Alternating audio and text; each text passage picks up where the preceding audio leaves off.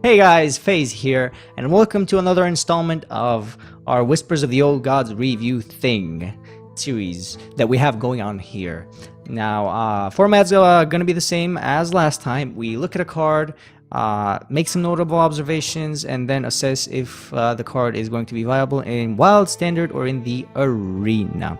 So, without further ado, let's get right into the cards, guys. First card we have for today is the Cult Apothecary.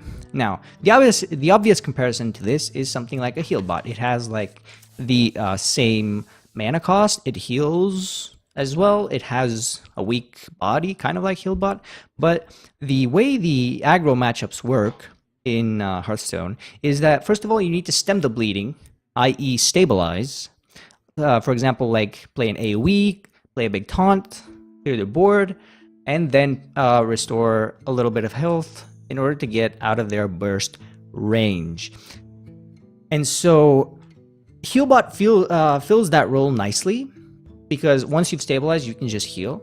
But Cult Apothecary doesn't do that. Cult Apothecary requires you to heal and then stabilize, and then play your AoE. So save for something like a Consecration with Cult Apothecary on turn 9, this card is not going to be very useful. I think people are going to more likely use Refreshment Vendor for their health gain needs once Standard rolls out, because this is a very strong card, but it's been underplayed just because Healbot heals for a lot more, and you can have those key flip turns with it, whereas Refreshment Vendor is kind of like more of an on-curve play, try to keep up with your opponent on the board. So yeah, all in all, Cult Apothecary is not that great of a card, I don't think. It requires your opponent to have a board, and if they do have a board, you probably still die the next turn. But yeah, in Wild, this is probably unplayable, I think. In any mode, this is just slightly too weak. In Standard, there's going to be less tokens, so there's even less incentive to play this. And in the Arena, it's like heal cards in Arena are just not that good, unless you're playing Warlock. And even then, you don't want to play Cult Apothecary, because you've fallen behind on the board. And if you fall behind on the board in Arena, that's not that great for you. So, moving on. Mukla, Tyrant of the Vale. Now this is a very simple card, so we won't go into too much detail. It's basically an overcosted minion that provides some spells for you. Now, yeah, it's just a really simple card. You're gonna play this if you have spell synergies, and if you don't, you're just not gonna put it in your deck. Things that come to mind are obviously just like Gadgetzan Auctioneer and Flame Waker, things like that. But yeah, all in all, pretty simple card. Across the board, it could see play in Standard and in Wild, because just because it's a good card when you have like nice spell synergies again. But yeah, just that's about it. It's a pretty simple card, really. In Arena, it's not going to be that great because you don't get those synergies in Arena, so this is often going to be a better pick. But yeah, interesting card. Nice little filler there for those spell-based decks. Next we have Shadow Word Horror. It's a 4-mana priest spell. Destroy all minions with 2 or less attack. Now, the card that I mostly compare this to is Stampeding Kodo, funny enough, because it has the exact same text, except it's a mass removal, whereas Kodo only removes one thing. And even Kodo is like very, very situational. So Shadow Word Horror is even more situational, because for it to be worth, you would have to get like two or three. Basically, for you to gain anything, you would have to remove 3 minions with it. If you remove 2, you're just kind of breaking even.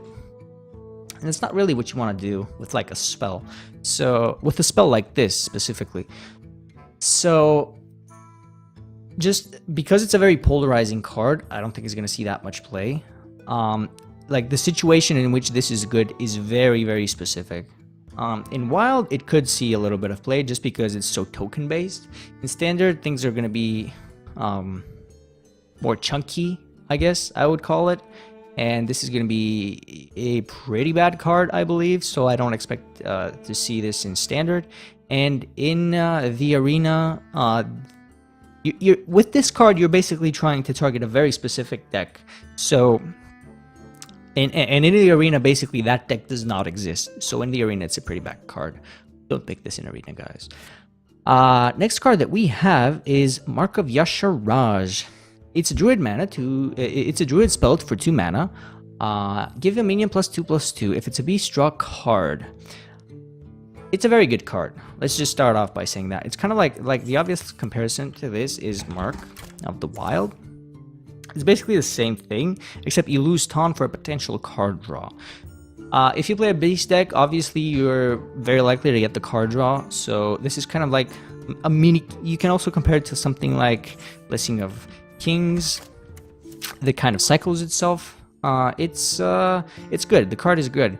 The problem with the card is that there are not that many great beasts that you want to play this in. Yeah, you have the Raptor, you have the Savage Combatant, you have the Druid of the Flame is a beast, Druid of the Saber is a beast. So there's a lot of beasts, but it's really hard to judge the card because when I tried building a Druid beast deck, I just didn't get, like, there was basically nothing too unfair about it.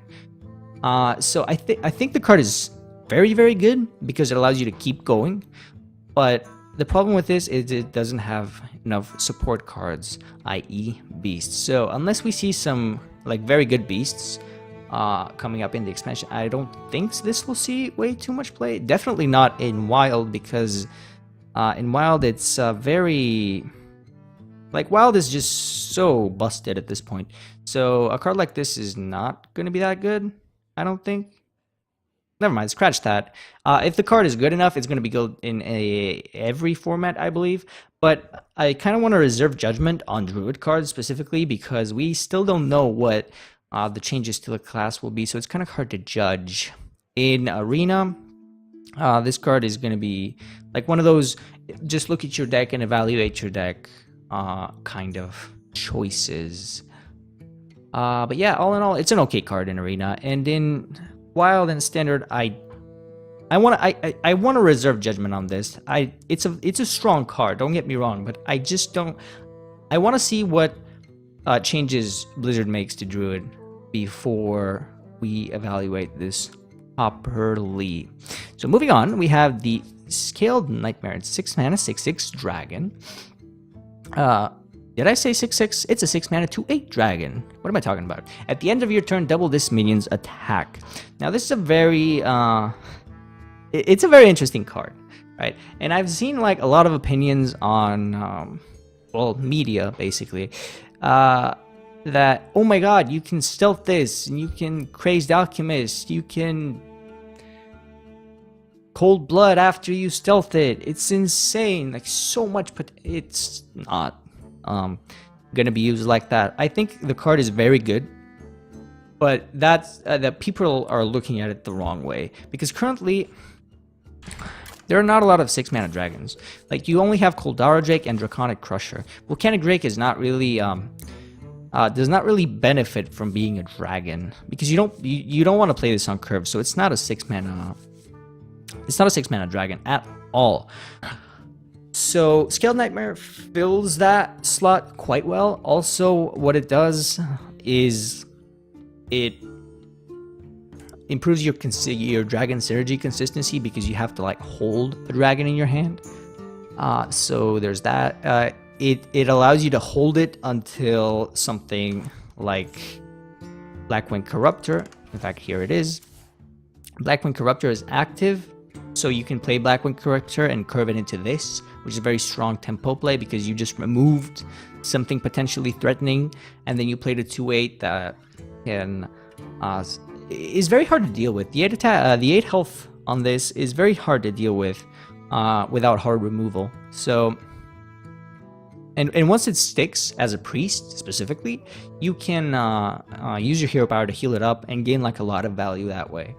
So I think it's a very good card. It's going to see a lot of play in Dragon Priest in both Standard and in Wild. I don't think Priest... I don't think outside of Priest this is particularly strong, because... Just because it's the Priest hero power that makes this consistently good. I think all the combos people are thinking up with this card are just too tricky, too weird, and too circumstantial to ever be pulled off consistently. But the Priest hero power is going to work very well with this. It's an 8 health thing. It has the potential to survive because it's an 8 health thing, and then the Priest hero power becomes insane. In the arena, it's okay. It's okay. It's going to be better if you are sort of an aggressive deck and you're able to like grab the board aggressively, because then you can protect it from your opponent's minions. So yeah, saying all that, it's a fine card in arena. You just have to, again, evaluate your deck. Is your deck aggressive enough? Then maybe pick this. Because it really is a win condition in arena, and if it's not, then you probably don't want to pick it, because your opponent can just trade away into it on their turn if you don't have the board. So and their things might not even die at that stage in the game, because at 6 mana most minions are pretty beefy. So yeah, you just really have to evaluate your deck. If it's an aggro enough deck, this is going to be a decent win condition for you.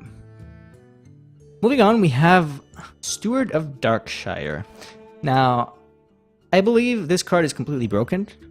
Not completely broken, but it's like very, very, very strong. This is the card that is going to keep Paladin on the map in Standard, even though they're losing Muster and Minibot. It's a 3 mana 3/3, rare. Whenever you summon a 1 health minion, give it Divine Shield. That's very strong, because you can just make a face deck with like Abusive Sergeants and Lepernomes and things like that. It even synergizes well with your hero power. You could even go so far as to put in like a Noble Sacrifice in your deck.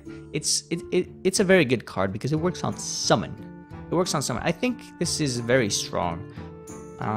You could play this on turn 4, Steward of Darkshire, and play Noble Sacrifice, so that when your opponent tries to attack it, they get the Noble Sacrifice procs. They don't get the attack in. Now you have a 2/1 that just dealt 2 damage to whatever source they attacked with. So it's a very disruptive and hard to deal with card once you get it rolling. It is a 3 mana 3/3, so the stat line is pretty mediocre, but the ability on this is very, very strong. I think this is going to be the new card we complained about in Hearthstone. It's playable across all formats, I believe. In Wild, it's going to be absolutely insane, because you can play this with Muster and you get like 3 Ardent Squires basically. Absolutely disgusting. In Standard, again, very playable card. And in the arena, also, it synergizes with your hero power. Sometimes you're going to get a 2/1 in arena. It's a pretty good card in arena as well. Not that good, but still very good, I think. And yeah, moving on from that cancerous card, we have Skeram Cultist. Give your Cthulhu +2/+2 wherever it is. 6 mana 7/6 minion. Now, it's a pretty boring minion.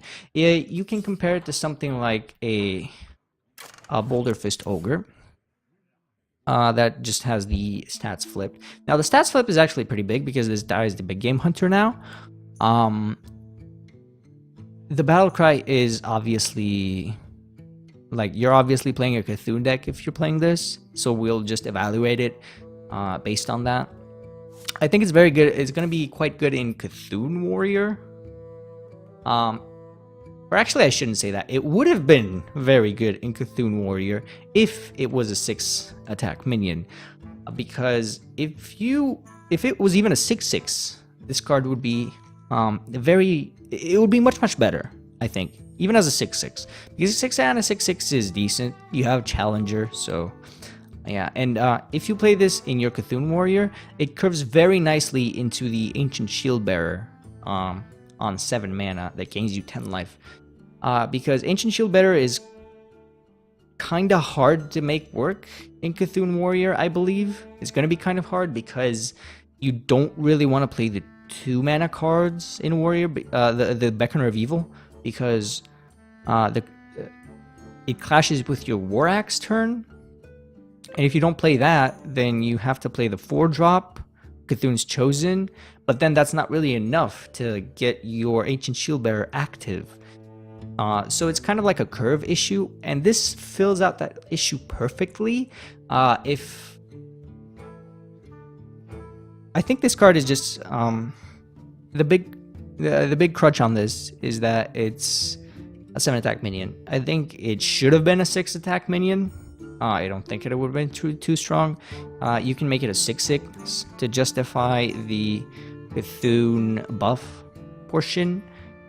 But yeah, as the way that it is right now, it's probably not going to see play. We have to see what happens with Big Game Hunter, how it gets nerfed. It could get nerfed just by 1 mana, which would still make the card reasonably playable. It could get nerfed so that it just targets 8 attack minions now, not 7, which is a substantial nerf actually. But yeah, the way that it is now, and assuming BGH doesn't get nerfed, I don't think this sees too much play. If it does, again, it's going to be in Cthulhu Warrior, and it's not going to be in Wild, definitely. There's way too busted things to be doing in Wild to be playing a 6 mana 7/6.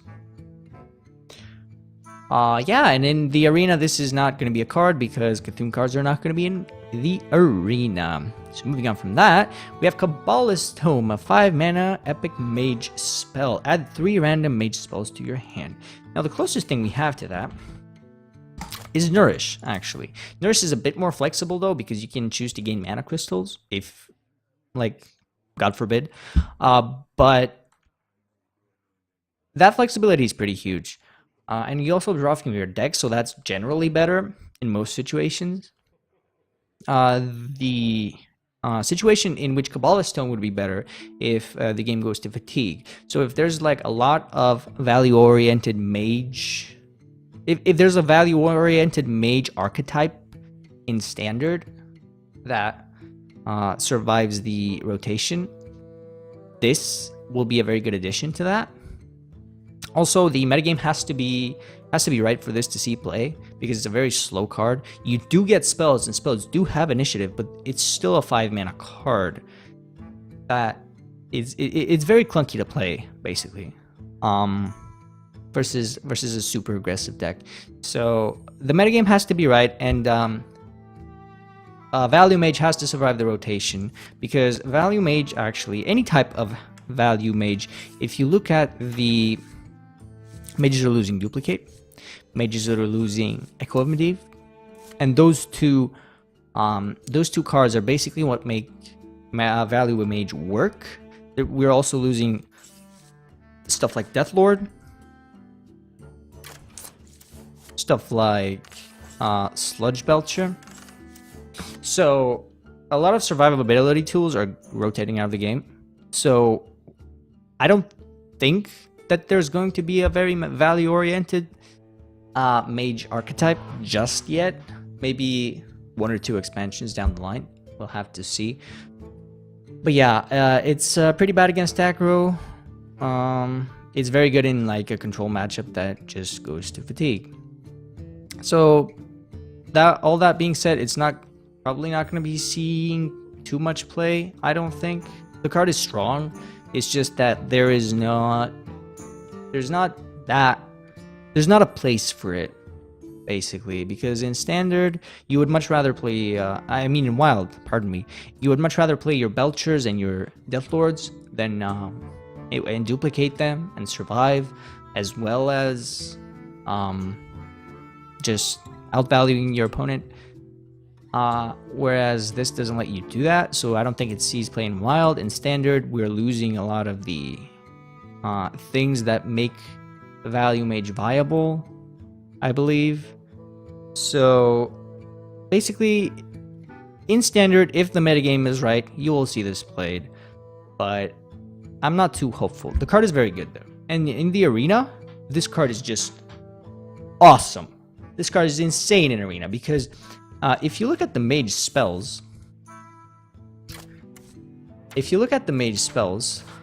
almost all of them are very, very good. You have I think there are 3 or 4 that are kind of underwhelming. Those are like Iceland's, Mirror Images, somewhat Arcane Explosion, and everything else is really good. Ice Barrier as well, pardon me. And everything else is just really, really nice as far as spells go. You have Polymorphs, Dragon's Breath, Fireball. Dragon's Breath kind of underwhelming, but it's still like a damage spell, so it's not that bad. But yeah, all of the spells are pretty good across the board. There's like a very small percentage chance that you whiff on the card completely because you draw 3 cards, and for all 3 of them to suck, you would have to get pretty bad RNG.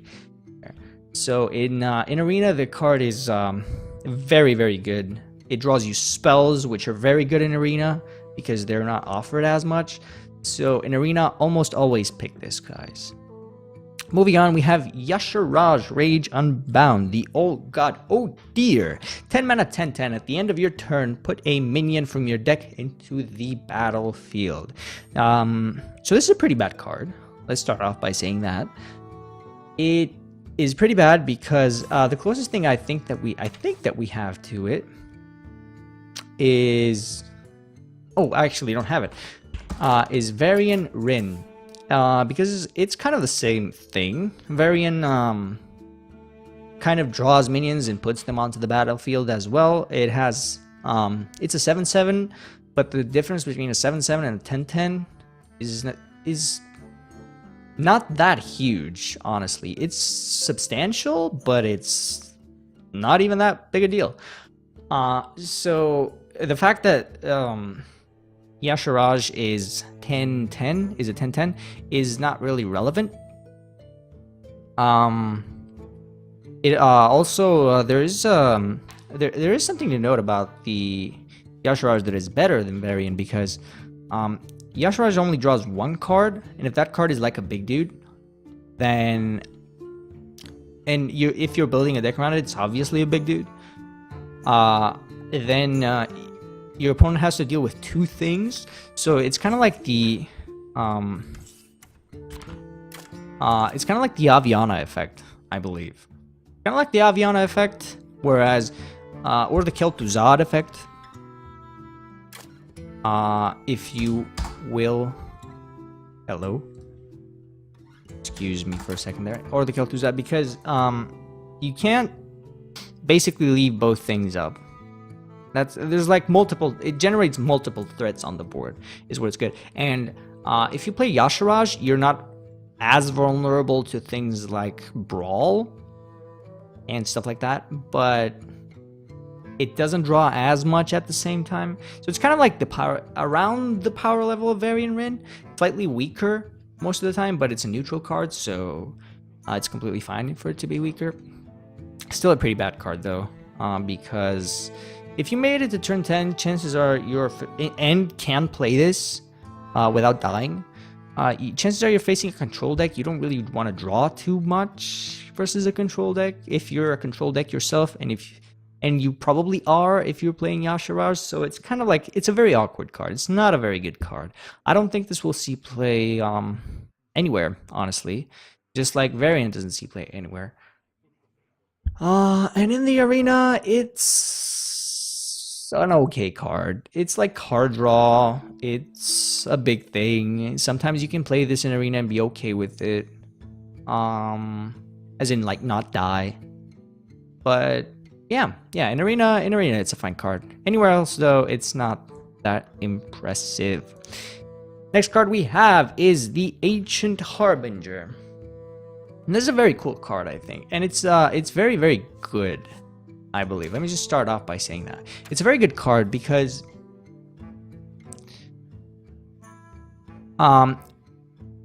effects that draw cards the draw specific mana cards, the draw specific cards are very strong because you can build like a combo deck or a very a deck with a very specific synergy in mind, very specific combo. So, and it just lets you fetch that combo piece. So, if you're playing an old god, and I believe that is the purpose of this card. If you're playing an old god deck, if you're playing like a Thune, or if you're playing like a N'Zoth or Yash Raj, God forbid, this is gonna guarantee that you get it by turn 10. This, though, I believe as a 2-of will be probably overkill because its value goes down. You're probably not gonna have two 10 mana cards in your deck to draw. 2/10 cost minions specifically. So I think this is gonna act as just like a way to increase your chances of getting Cthulhu by turn 10. And that's completely fine. This is a lovely card. I expect this to see play in almost any old god deck because that's the way. Because the old gods are probably going to be your win condition if you play them, like N'Zoth or Cthulhu, and God forbid again Yash Raj. So it basically helps you draw to your win condition and make sure you have it by turn 10. Which is quite nice, to be honest. I don't think, though, it's not going to be, it's just going to be a 1-of in the deck, most likely. But yeah, experimentation with this, very, very likely to see play in Standard, not so much in Wild, because I don't think Old God decks are going to be that strong in Wild, except N'Zoth, as I've stated in my, one of my previous videos. By the way, if you haven't watched it, go check that out. Shameless self-plug right there. But anyway, card is fine. And in the arena, it's not that great because, well, you're probably not going to have 10 mana minions in arena. 10 mana minions are extremely specific. If you look at them, there's just like T-Giant, Frost Giant, Deathwing. That's it. So you're probably not going to get any of these cards, which means that it's just 6 mana 4/6. It's not that great. So yeah, probably not a great pick in the arena. Next we have Vilefin Inquisitor. This is a very cool card. It's a 1 mana 1/3 Paladin Epic Murloc. So Battlecry, your hero power becomes summon a 1/1 Morlock. It's a very interesting effect. I think there is room for this to see play. Because it synergizes very well with other Murlocs, because this just changes your hero power to become a summon a 1/1 Murloc instead of a recruit. So things like you can even play it with things like Finley and then play 2 Vilefins, because if you're playing 2 Vilefins, they're kind of redundant, and Finley gives you like that flexibility to manipulate your hero power a bit more and still have like the Murloc one, which is quite good. Also, this has great synergy with Morlock Night because, well, your hero power is now a 1/1 Murloc. So it has the card has great potential, I think. Also, a 1/3 on 1 is kind of hard to deal with. It's a little bit underwhelming because it just gets eaten out by 3/2s. But if you play something like Bluegill Warrior, for example,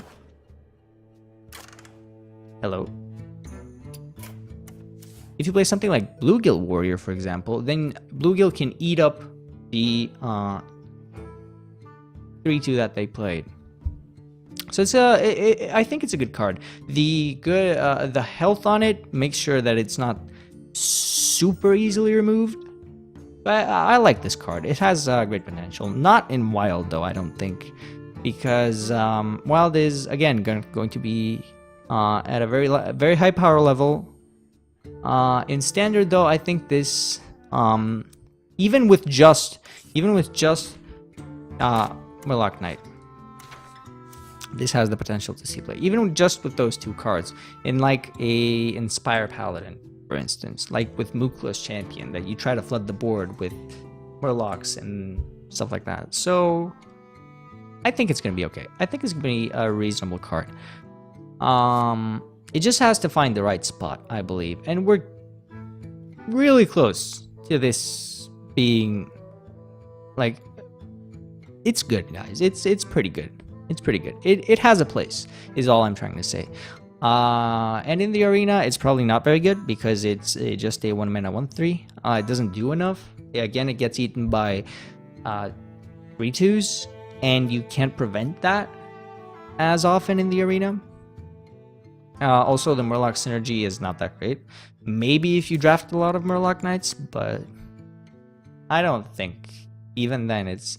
Okay, if you draft a lot of Morlock Nights, it's great. But other than that, not a very impressive card. And yeah, that's about it for the Vilefin Inquisitor. Thing from below is what we have next. It's a 6 mana 5/5 Shaman rare taunt. Cost 1 less for each totem you've summoned this game. Now it's a very good card, I think, because the way I looked, I kind of looked over how your curve would play out, and the way it does is on turn 2, you play something like Totem Golem. Then on turn 3, you could even Hero Power. You just tap, and that's already 2 totems. So you can. It's likely that you get this by turn 4. It's not completely out of the question. And a 4 mana 5/5 taunt is very, very good. It's very good. This also is going to protect your Totem Golem that just ate up a card, potentially, because it was played on turn 2. And it basically kills everything on turn 2. Yeah, it's a very good card. Almost 100% of the time, you're gonna get this to play this on 5 mana, which is still very acceptable. 5 mana 5/5 taunt is pretty reasonable. And if you get this in the late game, then that means this is basically a 0 mana 5/5 taunt, which is nuts. It's a very good card. It's gonna see, I think, at least some experimentation in a Totem Shaman deck. But yeah, all in all, pretty good card. I like it. I like it. It has great potential. It's not going to see play in Wild for the reasons that any other card doesn't see play in Wild. Not that because it's not good, it's because that there are just too many busted things in Wild. And in Standard, I believe this is going to be one of the main ways to play Shaman, as like a Totem Shaman. Hopefully we get some more totems. But yeah. And in the arena, it's again a reasonable card, but only if you get Totem Golems, because in the arena you don't want a totem before turn 6. Usually you don't want a totem, so this means it's a 6 mana 5/5 taunt, which is not that great. So if you get a lot of Totem Golems and then like a Flame Tongue Totem and stuff like that, you can pick this up. But actually, never mind. Even then, it's not that bad, because you're likely it's not very likely that if you have like one copy of this, that you have it by turn 6 anyway. So yeah, it's an okay card in arena, but make sure you have enough totems for it, guys. And yeah, that's about it for that card. And the last one we have is another Shaman card, 4 mana 4/5, so it's a Yeti baseline. That's already very good. Battlecry, transform a friendly minion into a random one that costs 1 more. So it's basically a Yeti with a recombobulator effect, but better. It's a very good card. This has potential to see play everywhere, I believe. Even in Wild, it could see play. Now, I'm not going to say it's going to see play in Wild, because that's kind of pushing it. But it's a very, very strong card, and it's strong standalone. You don't have to build your deck around this too much. Obviously, if you're playing it, you're going to try to. But it's a very good standalone card, and for that reason, I think it's likely to see play in Wild as well. Now, in Standard, it's going to be almost staple, I believe, because it has a strong effect, and it's a Yeti. It's a Yeti. It's gonna be pretty good. And in the arena, this card is almost busted. It is a rare though, so you're not gonna be getting it that often, but it is a very good card, just because it's a baseline Yeti, even if it doesn't do anything. And if it does, you trade something away, you Master of Evolution, and then you refresh your damage minion into something that is 1 more mana and is healed up. So it's very, very, very good. And yeah, that's about it for the review this time. Let me know what you guys think in the comments below. Do you like the cards? Do you like the expansion? Are you hyped? Do you like the review? If you do, please consider hitting the subscribe and the like button. If you don't, conversely, feel free to leave a dislike, and please let me know if you don't like it, what exactly you didn't like, because I'm always looking for ways to make these reviews and my videos overall as a whole a bit better for you guys, so you guys can enjoy them that slight bit more. So yeah, that's about it for this time, guys. I'll catch you in the next video.